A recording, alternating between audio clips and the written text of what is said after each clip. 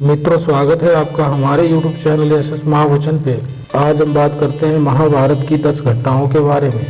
चीर हरण के समय द्रौपदी को बचाया और धृतराष्ट्र से की भीम की रक्षा। जानिए श्री कृष्ण ने कब कब बचाए पांडवों के प्राण। द्वापर युग में श्री कृष्ण ने पांडवों की कदम कदम पर रक्षा की और उन्हें महाभारत युद्ध में जीत दिलवाई थी। पांडवों के जीवन में कई बार ऐसी स्थितियां बनी जब उनका जीवन खतरे में पड़ गया था। श्री कृष्ण की कृपा से पांडव हर बार बचते रहे। यहाँ जानिए ऐसी ही 10 बड़ी घटनाओं के बारे में जब श्री कृष्ण ने पांडवों की रक्षा की थी। तो मित्रों, यह जानने के लिए वीडियो में अंत तक बने रहिए और अगर आप चैनल पर नए हैं तो चैनल को सब्सक्राइब जरूर कर लें और घंटे को दबाकर ऑल पर सिलेक्ट कर लें ताकि हर नई अपडेट आप तक पहुंचती रहे। और वीडियो को लाइक करके नीचे दिए गए कमेंट बॉक्स में अपना सुझाव जरूर लिखें। देरी न करते हुए वीडियो को करते हैं शुरू। पहली घटना, चीर हरण के समय द्रौपदी की लाज बचाई। युधिष्ठिर और मामा शकुनी जुआ खेल रहे थे। उस समय युधिष्ठिर अपने भाइयों के साथ ही द्रौपदी को भी हार गए थे। उसके बाद दुर्योधन के कहने पर दुशासन भरी सभा में द्रौपदी का चीर हरण करने लगा। तब द्रौपदी ने श्री कृष्ण का ध्यान किया और भगवान ने द्रौपदी की लाज बचा ली।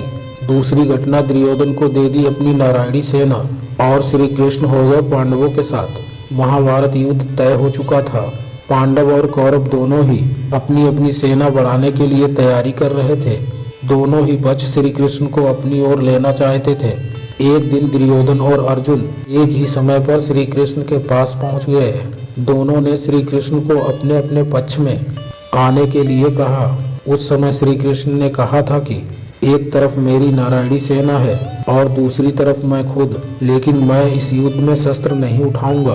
अब आप दोनों तय कर लें कि आपको क्या चाहिए। श्री कृष्ण ने दुर्योधन को बातों में ऐसा उलझाया कि उसने नारायणी सेना मांग ली। उसके बाद वे खुद अर्जुन के यानी पांडवों के पक्ष में हो गए। बाद में श्री कृष्ण ने बिना शस्त्र उठाए ही पांडवों को युद्ध जिता दिया। तीसरी घटना श्री कृष्ण ने बनाई थी भीष्म को पराजित करने की योजना। युद्ध में भीष्म पितामह कौरवों के सेनापति थे और उन्हें पांडव काबू नहीं कर पा रहे थे। भीष्म लगातार पांडव सेना खत्म करते जा रहे थे। एक दिन युद्ध विराम के बाद रात में श्री कृष्ण पांडवों को लेकर भीष्म पितामह के पास पहुंचे और भीष्म से ही उन्हें पराजित करने का उपाय पूछा। भीष्म ने बताया था कि वे महिलाओं के सामने शस्त्र नहीं उठाते हैं। अगले दिन अर्जुन के रथ पर शिखंडी भी था। भीष्म शिखंडी को स्त्री मानते थे। इस वजह से उसे देखकर उन्होंने अपने धनुष बाण नीचे रख दिए। इसके बाद अर्जुन ने लगातार बाणों से भीष्म पर प्रहार किए और उनका शरीर छलनी कर दिया। इस तरह श्री कृष्ण की योजना से अर्जुन ने भीष्म को पराजित किया। चौथी घटना, द्रोणाचार्य वध के लिए। ऐसी थी श्री कृष्ण की योजना। भीष्म के बाद द्रोणाचार्य पांडवों के लिए खतरा बन गए थे। तब भीम ने अश्वत्थामा नाम के एक हाथी को मार दिया और जोर जोर से चिल्लाना शुरू कर दिया कि मैंने अश्वत्थामा को मार दिया। जब यह बात द्रोणाचार्य को मालूम हुई तो वे निराश हो गए और युधिष्ठिर से पूछने पहुंचे कि क्या भीम सही कह रहा है। युधिष्ठिर ने कहा, हाँ, भीम ने अश्वत्थामा को मार दिया, लेकिन वह हाथी था। जब युधिष्ठिर ये बोलने वाले थे कि वह हाथी था, उसी समय श्री कृष्ण ने शंख बजा दिया था, जिससे हाथी वाली बात द्रोणाचार्य सुन नहीं सके। उन्हें लगा अश्वत्थामा मारा गया है। उसके बाद उन्होंने भी धनुष बाण रख दिए थे। तब धृष्टद्युम्न ने उनका वध कर दिया। पांचवी घटना, कर्ण का दिव्य अस्त्र ऐसे खर्च कराया श्री कृष्ण ने।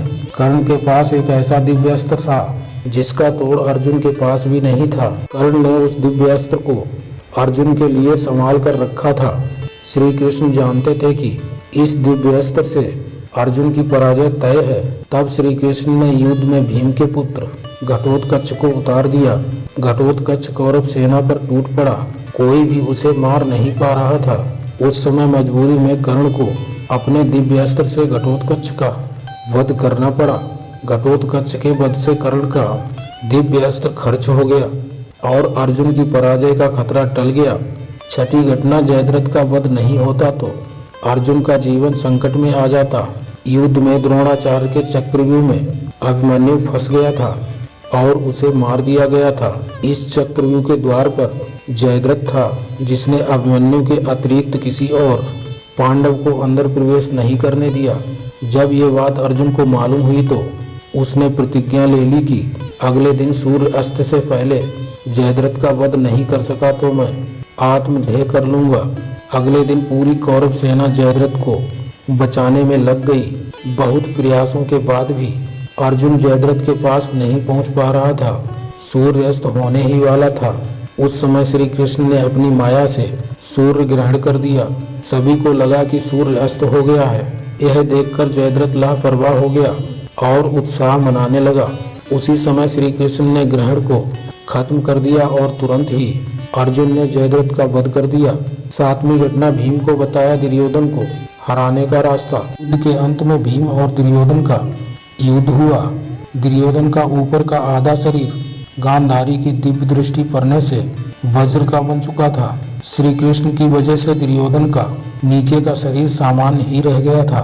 जब भीम दुर्योधन का गदा युद्ध हो रहा था तब श्री कृष्ण ने ही भीम को जांघा पर प्रहार करने के लिए उकसाया था, जबकि गदा युद्ध में कमर के नीचे प्रहार नहीं किया जाता है। श्री कृष्ण के कहने पर भीम ने दुर्योधन की जांघा पर प्रहार किए, जिससे वह बहुत घायल हो गया और मारा गया। आठवीं घटना बलराम के क्रोध से बचाया अर्जुन और भीम को। अर्जुन ने श्री कृष्ण और बलराम की बहन सुभद्रा का हरण कर लिया था, जिससे बलराम अर्जुन पर बहुत गुस्सा हो गए थे और अर्जुन को मारना चाहते थे। उस समय में श्री कृष्ण ने बलराम का गुस्सा शांत किया और अर्जुन को बचाया। भीम और दुर्योधन दोनों ही बलराम के शिष्य थे। जब इन दोनों का गदा युद्ध हुआ तो भीम ने दुर्योधन की जांघ पर गदा मार दी।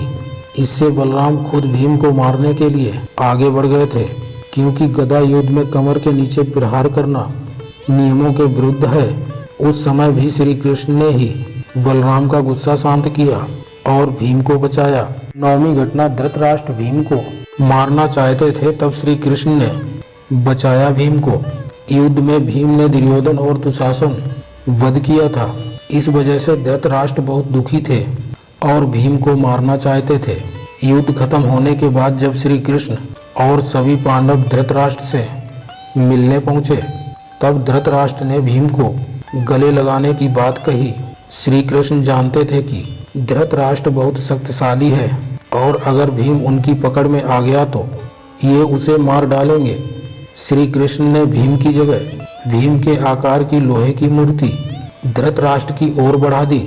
धृतराष्ट्र इतने गुस्से में थे कि उन्होंने लोहे की मूर्ति को गले लगाते ही अपने हाथों की ताकत से चूर चूर कर दी। इस तरह श्री कृष्ण ने भीम को बचा लिया। 10वीं घटना अभिमन्यु की पत्नी तारा के गर्भ को ब्रह्मास्त्र से बचाया। युद्ध के बाद अश्वत्थामा ने पांडवों के वंश को खत्म करने के लिए अभिमन्यु की पत्नी उत्तरा के गर्भ पर ब्रह्मास्त्र छोड़ दिया था। उस समय श्री कृष्ण ने अपनी माया से उत्तरा के गर्भ की रक्षा की और ब्रह्मास्त्र को बेअसर कर दिया। इस तरह पांडवों के वंश को बचाया और बाद में उत्तरा ने परीक्षित को जन्म दिया। मित्रों, मैं आशा करता हूँ आपको ये वीडियो पसंद आई होगी। अगर पसंद आई हो तो चैनल को सब्सक्राइब जरूर कर लें और घंटे को दबाकर ऑल पर सिलेक्ट कर लें, ताकि नई अपडेट आप तक पहुँचती रहे। और वीडियो को लाइक करके नीचे दिए गए कमेंट बॉक्स में अपना सुझाव जरूर लिखें। आज के लिए इतना ही मित्रों, मिलते हैं फिर आने वाली वीडियो में। जय श्री राम।